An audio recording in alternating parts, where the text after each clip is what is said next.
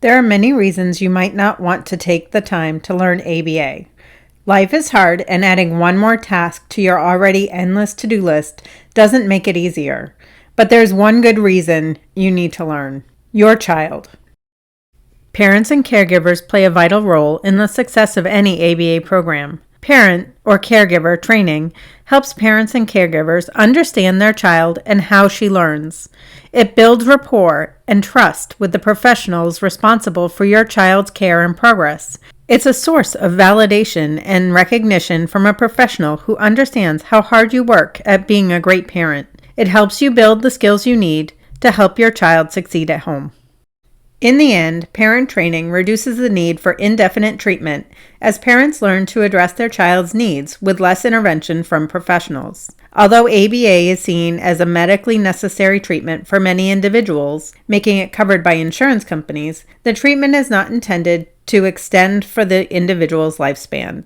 ABA should target specific, immediate needs while preparing for the inevitable end to treatment. The overall goal is not to fix the child, but to provide the child and family with the tools needed to succeed on their own.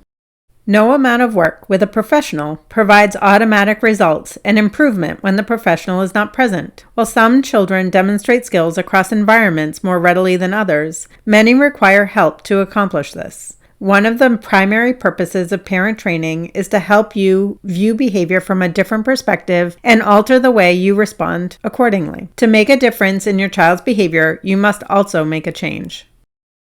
It can be hard to learn ABA for a variety of reasons. As a parent, you're extremely busy and have many conflicting priorities.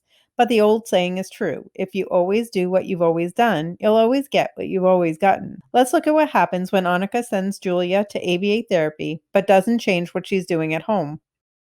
Annika's daughter, Julia, has been having tantrums whenever she's asked to do chores and other tasks at home, whether it's cleaning up her toys or even reading a story. If Julia doesn't want to do something, she has a tantrum. Annika tries putting Julia in her room until she calms down, but that doesn't help. She also tries ignoring her tantrums, but still they continue. Now Julia has started doing the same thing at school, and her frequent tantrums get her sent home from school almost daily. Annika doesn't know what to do. Julia's behavior continues to get worse, and finally she decides to enroll her daughter in an ABA program, even though she has done her best to work with Julia on her own since she was diagnosed with autism the previous year. At the center, the BCBA conducts an assessment which shows that Julia engages in tantrums to avoid tasks that she thinks will take too long. Over time, Julia learns to ask for a break from work when she feels frustrated, and the amount of time she is willing to spend on tasks increases slowly. At first, she is willing to sit for only seconds at a time, but eventually the therapist has her working on activities for 15 minutes before she asks for a break.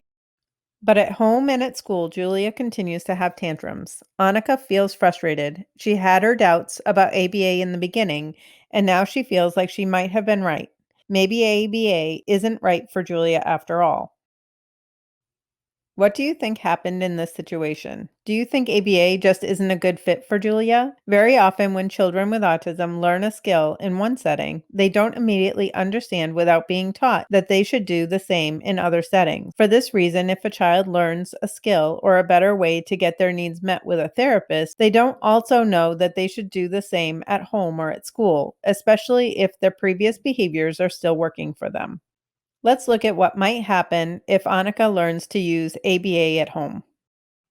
In this case, she learns from the BCBA that Julia uses tantrums as a way to communicate that she thinks a task will take too long. The BCBA explains that the function of the behavior, what Julia gets from it, is to escape these tasks. By putting Julia in her room or ignoring her tantrum, she still escapes the task. Instead, teaching Julia she can ask for a break when a task becomes too long and gradually building up the length of time she'll spend on these tasks teaches her a new way to get her needs met. Annika follows the advice of the BCBA at home and begins by asking Julia only to complete very short tasks in the beginning and providing reinforcement for Julia when she asks for a break and as she gradually begins to work for longer periods. It doesn't take long before Julia starts cleaning up her toys when asked, asking for a break when the chore becomes too much. It wasn't easy for Annika to change the way she was thinking, and it took several meetings with the BCBA before she understood what she needed to do. But once she changed her own behavior, Julia's behavior also changed.